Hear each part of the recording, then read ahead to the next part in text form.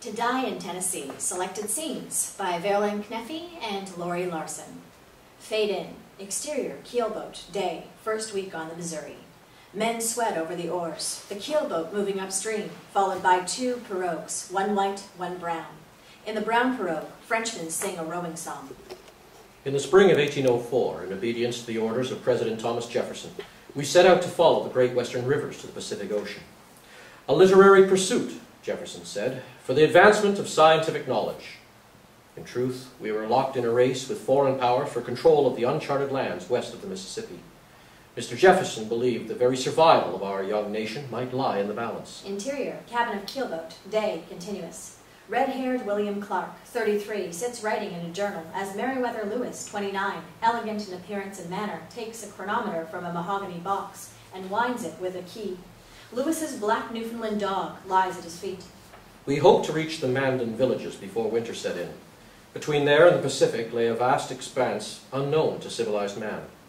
Mr. Jefferson had appointed Captain Lewis senior commander, confiding to scientist Robert Patterson that he knew of no one else willing to undertake so perilous an enterprise. Lewis had first volunteered to try for the Pacific at the age of 18. This isn't my story, but his. The story of a terrible wrong never put right. The Frenchman's song dies away mid-chorus. The dog rises, intent, sensing trouble. Quill poised, Clark looks up. Exterior, keelboat, day, continuous. At the bow of the keelboat, Frenchman Peter Cruzet, 32, black eye patch, pushes a floating log aside with a settling pole. Looks uneasily at dark clouds rolling downriver toward them. He calls out with a French accent. Captain Clark? Clark emerges from the cabin, takes the situation, overhanging bluffs to starboard, pirogues making for a debris-littered beach to larboard. Put into larboard shore. On the upper deck, Sergeant Nathaniel Pryor, 31, turns the tiller. Cruzet chops a hand to starboard. No! Tournier à la droite, snag, snag! The boat catches, swinging broadside in the current, logs and debris hammering against it. Larboard oars, dead in the water. Turner, Turner! We'll be dashed to pieces. Flash of lightning, clap of thunder. The boat slips free. A sudden gale of wind sweeps it into the rocks under an overhanging bluff. Limestone falls, shattering on the deck, grazing Alexander Willard, 26. He touches a hand to his forehead, notes blood on his head. Starboard oarsman, over the side! Clatter of discarded oars. Moses Reed, 25, stands frozen as his fellow oarsmen vault over the rail, scrabbling for footholds on wet rocks, struggling to push the boat free. Go, Reed, go! Reed eases himself over the side. Setting poles. Men seize poles, setting the tips against the bluff, pushing. The boat floats free, men clambering aboard. Willard, his head bleeding, extends a pole to William Bratton, 25, in the water. Hauls him aboard. Reed stands on the rocks, watching in alarm as the boat drifts away. Reed, swim! We'll pull you out! Reed can't swim, sir. My God. Hang on, we'll come back for you after this blows over. Reed disappears from sight behind an outcropping. Interior, cabin of keelboat, night. Clark lies in his bunk, Lewis at his desk, writing by the light of a candle lantern. We damn near lost the boat today. Our provisions and equipment, our rifles, our gunpowder. Lewis gives him a sober look, caps his ink pot. And but for your command of the situation, our mission ended before it was properly begun. Lewis blows out the candle and settles himself in his bunk. Exterior, parade ground, day, flashback sequence. I first met Lewis when he was assigned to my company in 1795. Clark watches Sergeant Hawkins march the company in close order drill. Notes Lewis approaching, long stride, full dress uniform. I looked up, and there he was in all his splendor. Virginia gentry, Thomas Jefferson's godson. My God, he looked like a wine glass amongst a bunch of tin cups. Ensign Meriwether Lewis, reporting for duty, sir. Interior, East Room, the President's house, day. Petit, Thomas Jefferson's French valet, leads Clark to a large, sparsely furnished room. Lewis sits at a desk, writing. Super, Washington, 7 years later. In 1801, Lewis, now a captain in the 1st Infantry, wrote to inform me President Jefferson had requested his services as personal secretary. Some months later, while visiting Washington on behalf of my ailing brother, I called at the President's house. Monsieur William Clark, sir. My God. Will Clark? As Clark and Lewis shake hands, Petit fetches a side chair, exits. Clark takes in the room, smiles. Spacious quarters. Lewis laughs, lays a hand affectionately on Clark's arm. Mr. Jefferson and I rattle around like two mice in a cathedral. We call this the East Room. Abigail Adams hung her wash here to dry. Lewis goes to his sideboard and pours 2 whiskeys.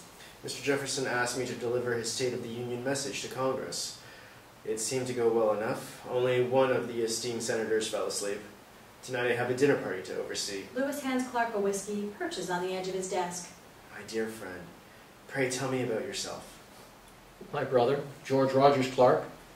While in Virginia, petitioning for his back military pay, I met a young lady. She entertained me at tea in the garden. Will Clark sipping tea. It defies imagination.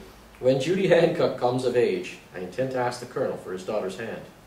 My God, would that be the eminent Colonel George Hancock? A light knock at the door. Petit opens the door. Lewis looks at him questioningly. My apologies, there's a crisis in the kitchen. It's the artichokes. They failed to meet with Monsieur Jefferson's approval. Lewis nods. As Petit exits, Lewis looks at Clark. Mr. Jefferson and I leave tomorrow for Monticello. Might have prevailed upon you to call on me there. Exterior, Monticello, day. As a liveried servant takes his horse, Clark looks up wonderingly at the elegant facade of Monticello. Interior, Monticello, day, continuous. Petit leads Clark to the library where Lewis and Thomas Jefferson, 59, wearing carpet slippers, are intent on a map spread out on an octagon table. Monsieur William Clark. Mr. Clark, Captain Lewis informs me you drew maps for the army. I'm told General Wayne thought them uncommonly accurate. Come, tell me what you think about Aerosmith's map. Clark looks at the map with interest, but for a single line indicating the Rocky Mountains, the area from the Mississippi River to the Pacific coast is largely blank. Terra Incognita, the unknown land. What will we find there, Mr. Clark? Mastodons and other creatures long thought extinct? Perhaps an all-water route to the Pacific? The Indians speak of the Shining Mountains, sir. Aerosmith foresees them as several low ridges. Daniel Cox predicted easy passage in half a day. Jefferson turns to the window and stands looking out, hands clasped behind his back. Great Britain must not be permitted to lay any claim to Louisiana. We be forever limited, and at our backs the world power that is neither forgotten nor forgiven our little war of independence. Sir, isn't Louisiana a French possession? Napoleon's intent on conquering Europe. He doesn't have the resources to defend Louisiana. Jefferson and Lewis exchange glances. By common usage, the first nation to explore a region has claim to it. If a party from the United States were to proceed overland and descend the Columbia, Oregon too might be ours. Imagine it, Mr. Clark. Our young republic, a vast nation extending from Atlantic to Pacific. My God, it would more than double our size. Give us access to 2 oceans. Laying a hand on Lewis's shoulder, Jefferson returns his attention to the map. Talking, he traces a line from St. Louis to the Bay of the Columbia. Lewis had grown up in sight of Monticello. Jefferson often invited the boy to visit by reflecting the sun on a mirror.